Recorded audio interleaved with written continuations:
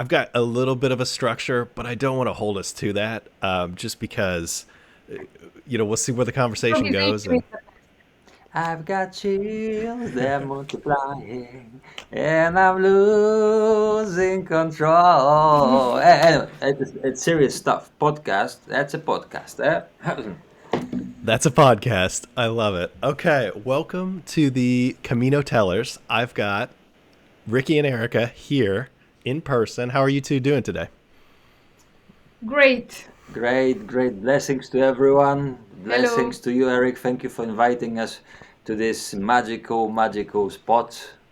And yeah, it's pleasure to be here first of all, and to know you and to share a little bit of our little experience.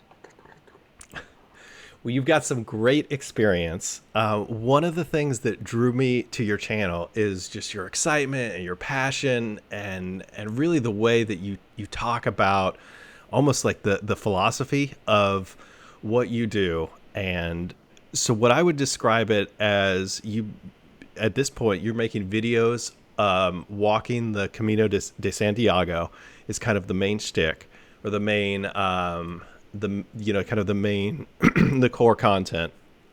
Can you Exactly. tell us just what is the Camino de Santiago?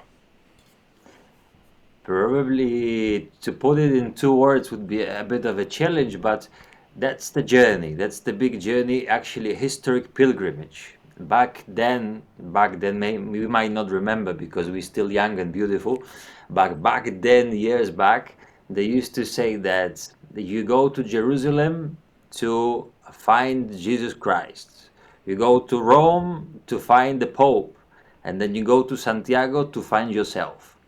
As they used to say, no? So there was this journey for all of the believers, all of the Catholic faith believers, to get and to see the remains of San Jacob. San Jacob?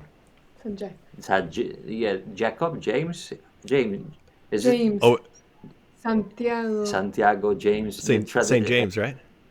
San James, yeah. And Jacob, yeah, yeah. Anyway, San James. We know where we're going?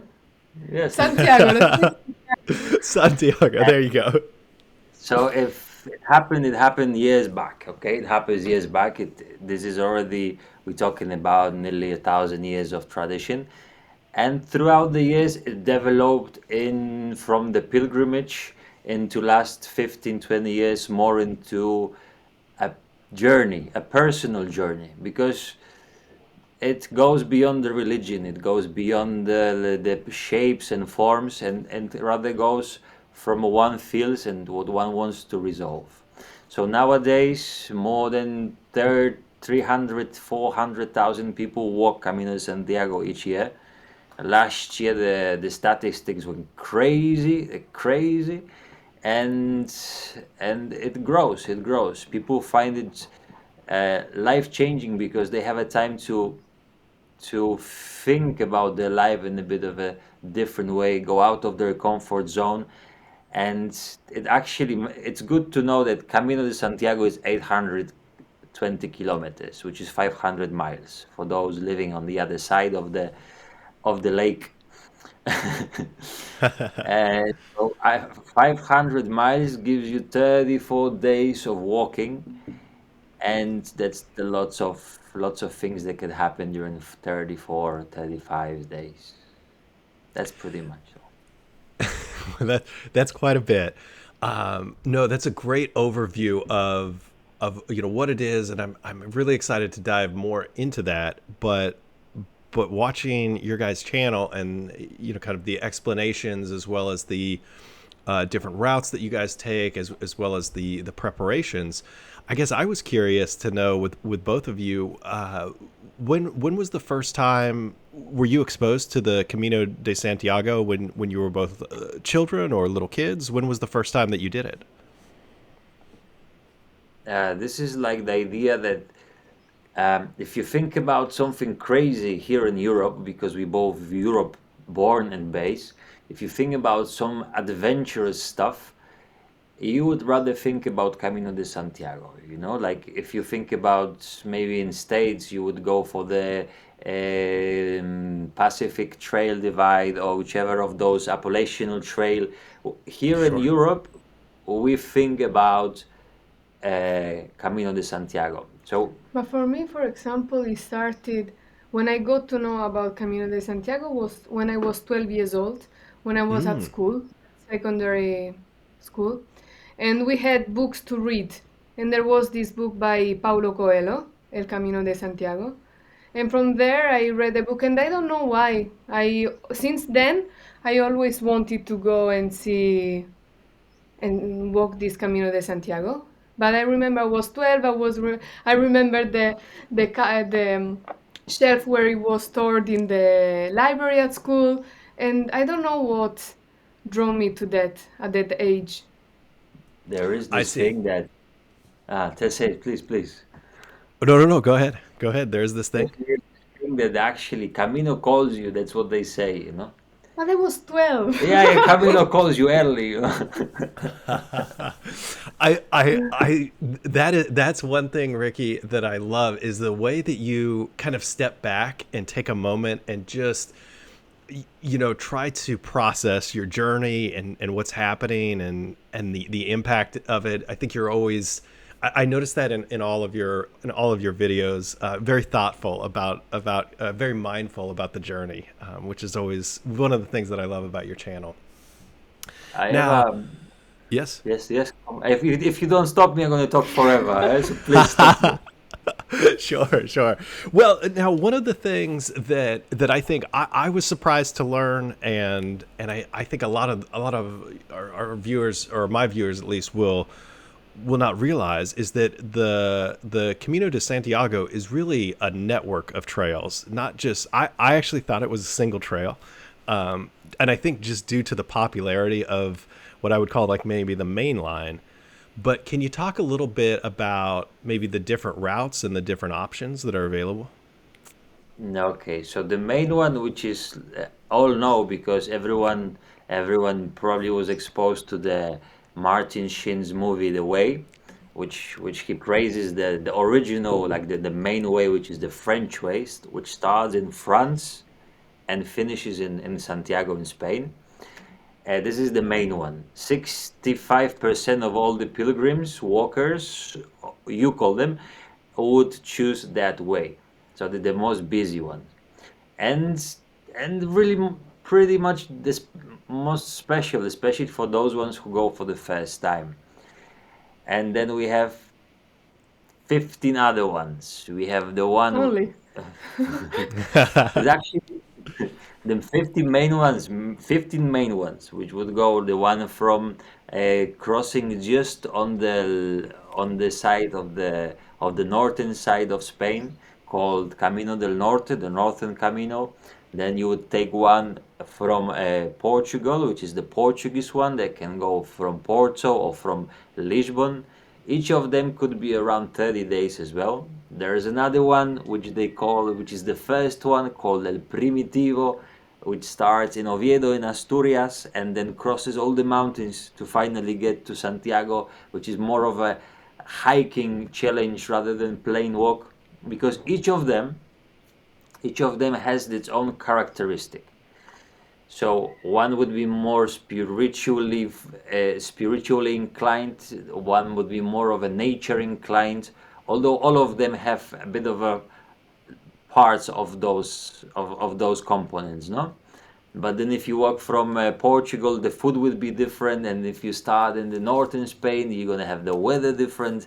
You're gonna go through Basque country, and you're gonna get to speak a Basque language. So those ones are like the main ones. Then we have one that goes from Madrid. There is one that goes from Ferrol, which From is England, no? Okay. there's an English one actually called. I know you might be interesting as a English and some historic background for the language purposes. That it actually goes.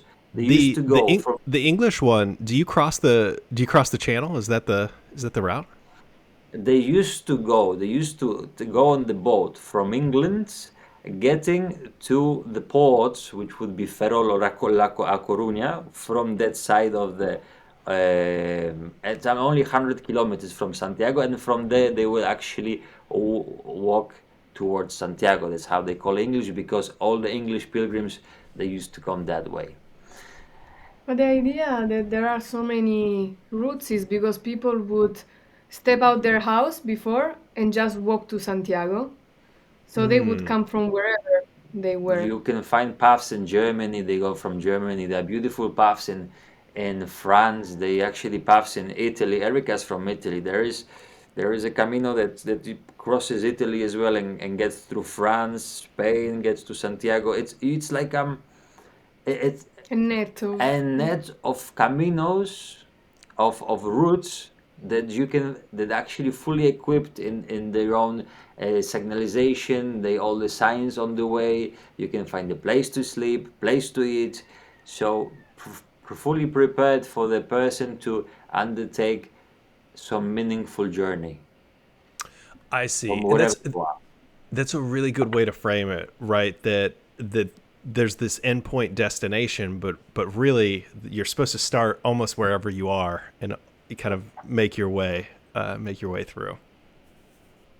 Now, it seems like from watching a little bit of your YouTube videos, and I used to work at REI, the outdoor school, and every year people would come in and they would say, "Hey, we're getting ready for this hike, but it's not something that you've heard of." And keep in mind, I'm living in at the time, and I have actually moved back. I'm living in California, so a world away.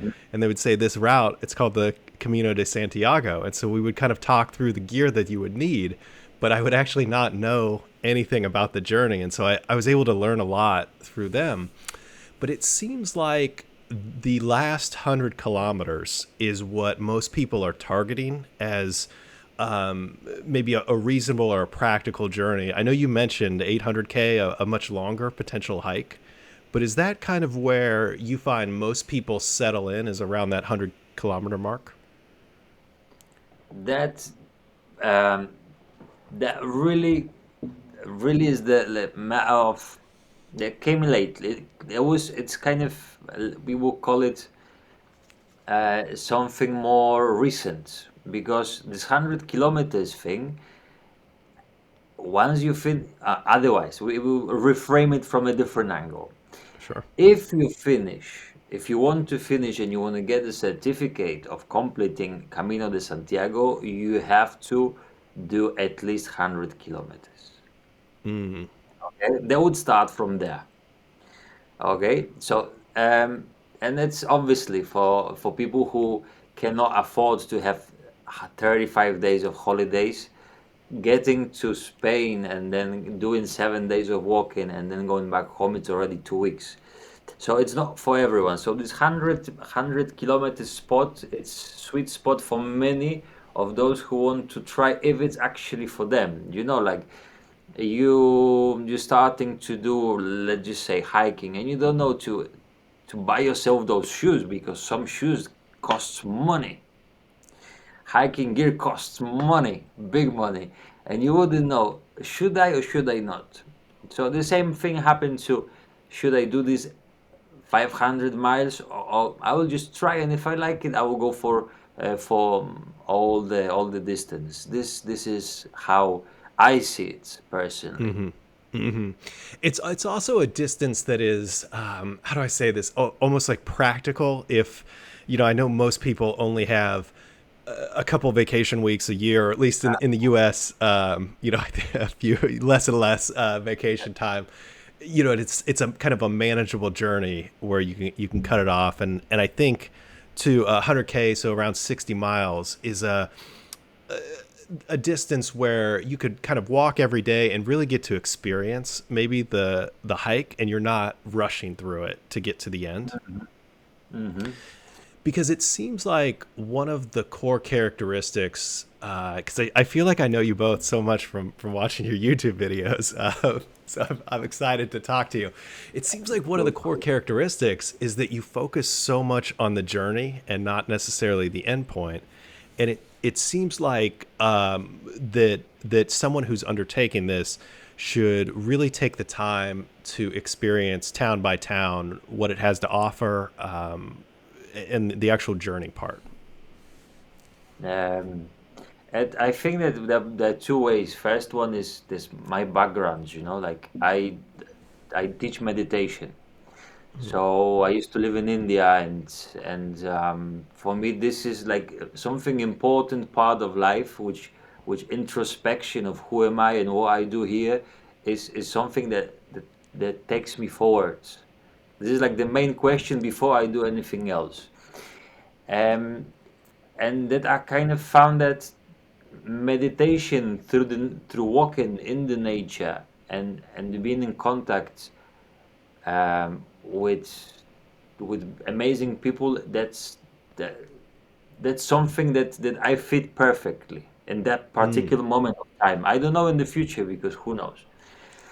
But I can see that from being with those amazing people on the way, that like Ramon Jesus, one of our friends that texted us the other day, he did the Camino Ingles, which is 100 kilometers that we spoke a few seconds ago. But he was coming from New York, so he came, and the first stage which he did, and this particular route is divided in 5 or 6 different stages. The first stage he actually doubled, which is mean he did 2 stages one day, because he was like all rushing up like a New York metro people, like let's do it, yeah, let's do it, yeah, I can do it.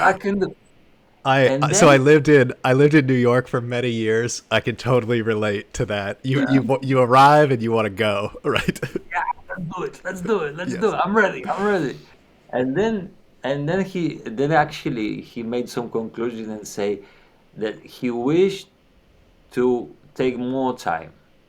Okay, because on the end of the day, it's not about walk. If you want to do some physical exercise, do a marathon, do and go and do some, Now so do it yeah, in the gym of your do it town. in the gym. So once people might not happen in the beginning, the people take it as some physical thing, but then with the time they understand it goes much more than just the physical journey, and it's obvious. It's really really obvious.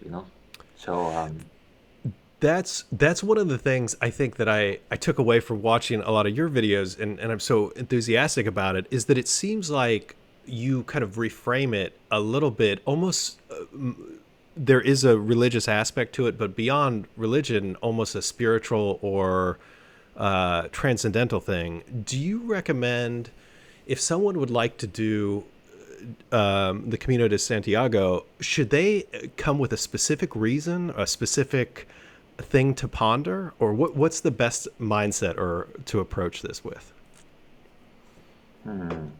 well, let's see two different points of view. Let's see Erica point of view, and let's see my point of view. No, my point of view is that you can go with whatever reason and purpose you want, but then the Camino will teach you what you need to learn.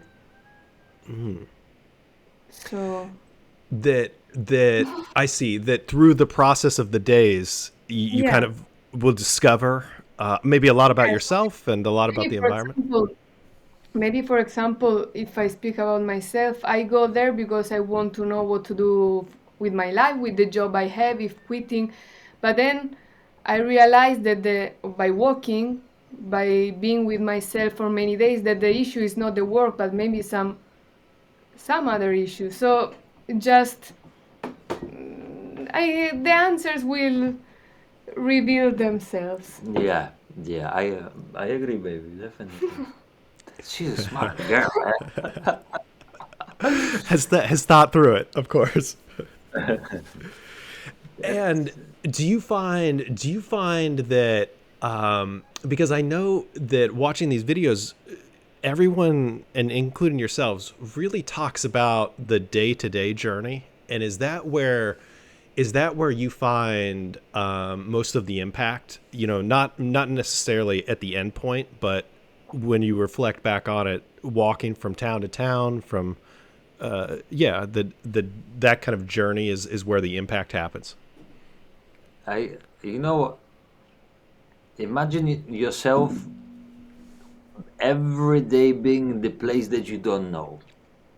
Imagine yourself every day sleeping in the place that you don't know, with people you don't know. people which you don't know, eating the things that you don't know, and you might not even sleep, or you don't even, sometimes if you don't prepare, which is the traditional pilgrim's way, there's not pre-booking the things and then getting and having all-inclusive holidays, but rather finding the things on the way, which is not difficult though, you can do it because everything is provided for that type of experience. So every day you are out of your comfort zone. This is every day of this inner what's gonna happen? I don't know what's going on. I don't know. I'm not sure. I this moment that everything becomes new because everything is unknown. And then in this precise moment, you fully there. You cannot think about New York.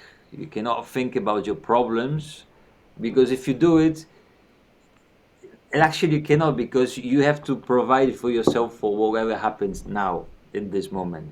Where I gonna sleep? What I gonna do? Who are these people? And where I'm going? Every day, it's out of your comfort zone, and that what makes this so special. You okay? If That's you a if you multiply it by the days, Because I think it's when you are out of your comfort zone, when you are in situation that you've never been before, is where you find the resources in yourself that you didn't know you had. and you learn about yourself. Yeah. That's a really interesting perspective. And I notice as I talk to more and more, I think the blanket term would be adventurers, right? What I find is that people who set off on adventures like these often don't know or can't plan the entire journey when they start. And so there's something I think really valuable about maybe the spontaneity or spontaneous aspect of that, or just that, maybe the resources. I guess I find that we live in a world that's more and more driven by maybe anxiety, and adventures like yourself, and I talked to a guy who recently cycled around the world, and it's just not feasible to plan every night where you're going to sleep, what you're going to do. And so you kind of have to learn how to adapt and how to take maybe what the journey gives to you and make it work. Definitely, definitely. This is the aspect that makes it different than normal holidays. And also I think the journey, what you said, the journey will give you everything. But I think the journey will give you what you need also. So Yeah. now when both of you hike and do this journey, at this point, will you plan out where you're going to sleep or just kind of walk and stop?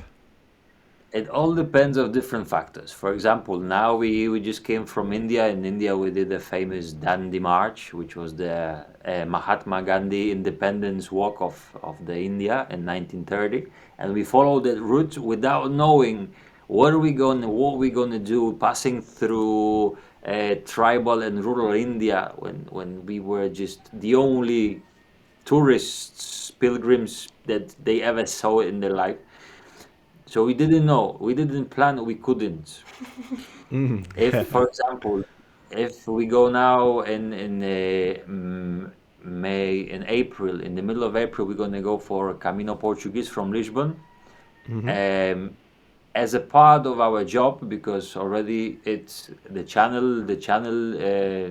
become serious stuff, and then we have a website which is coming up. There is a lot of guys, lots of things that came up just suddenly, and We are stirring the pot we're for more stirring the pot, things. and as it is, and it becomes the way of life, which brings you some income. You have to organize some stuff. Okay, this is it's not. Erica is actually master of planning, so she would be able to answer it. But for me, I would know that this day we would be here, and the other day we might be there. Might. We might be there, and so. But there is some planning. When we would go for the Camino, for the way, only for adventure, only for discovery. Let it be whatever's there. Roll the dice a little bit, but Yeah, you but you know the you know the rough structure, right, of what it would look like, as well as are confident that the resources are there and available. I think that's one of the interesting things about the Camino is that it's so well established, right, that you Yeah, not can like kind of. India. the Camino itself is well established. It's a safe place to practically everyone.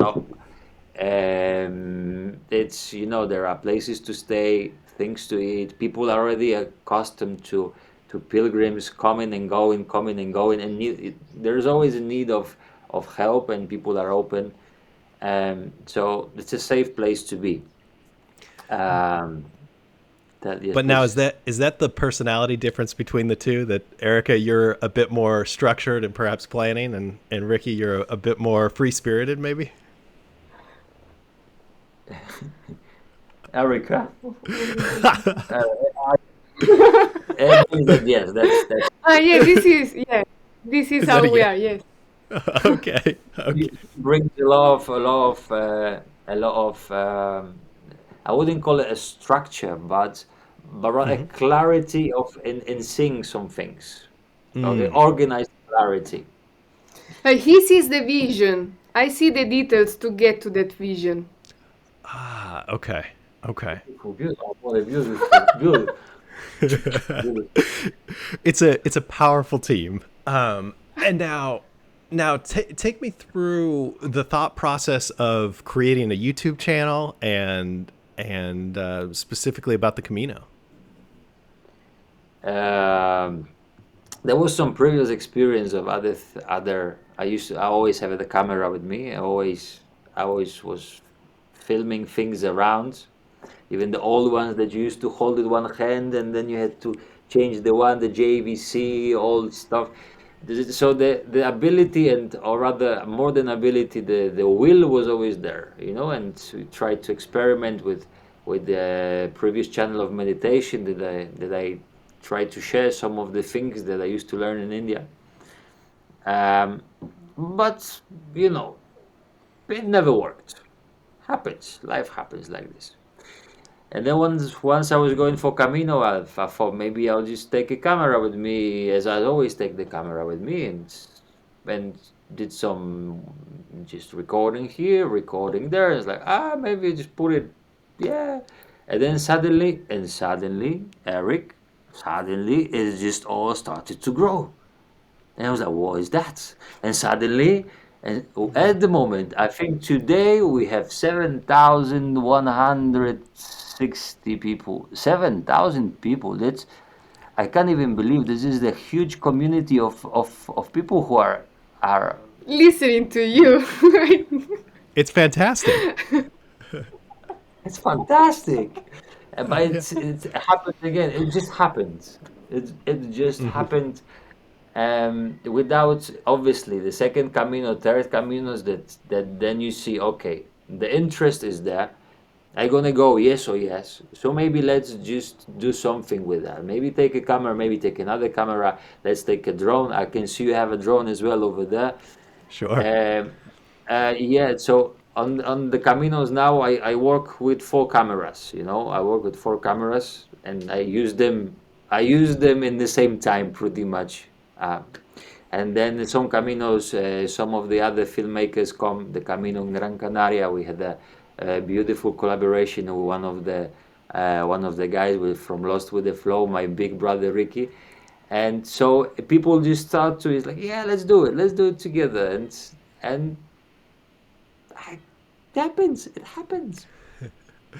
I I really like, but I really like talking to creators like yourself, where almost the passion is at first outside, for the adventure or for the journey, and then you've kind of added this layer of filmmaking on top. I think it makes for a really like better quality videos, and I think that it's sort of like your authenticity comes through, kind of, which is something that I really like in your videos.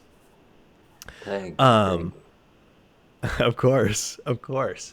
Now, do you when you film this, when you film these when you kind of film your journey, do you have a strategy of what you're going to be filming during the day, or is it a very organic process? Um, there's no black and white. There's no black and white. Okay, so there could be probably now if once we do it for some time, once there is more knowledge about things, once there is also lots of feedback from the community what they want, because it's all about the community on the end of the day. We are Mm, on the service. We are on the service of our friends, of our family, community members, because on the end becomes our family, and we trying to figure out the things that make their journey something peaceful, and take their effort of organizing and thinking and researching, and take it away and bring it and make it a bit more easy, no? So now let's just give an example. Okay, let's give an example. I would wake up one day, one of those days of Camino. Maybe I would know what to talk about, or maybe I will just find it on the way. Okay, mm. probably it wouldn't be, hey guys, we just here, look at these birds. No, it's it's not the storytelling that we want to convey, because on the end, this is Camino Tellers. Camino Tellers from the Camino and telling, which are like storytelling, Camino telling. Okay. So I really am glad that I can talk and express and talk stories and create some feeling. So there will be a subject that suddenly comes, and let's talk about it. Let's express it through the situation that we're going through. For example, from point one to point B, let's talk about something and include it into the conversation. That would be, but I never know on the end, roughly. Like there's no this place one, that place two. It's, it's just organic. Hello. You've reached the end of the first half of the podcast. Click the link below to take you to the Camino Tellers channel, where you can watch the second half.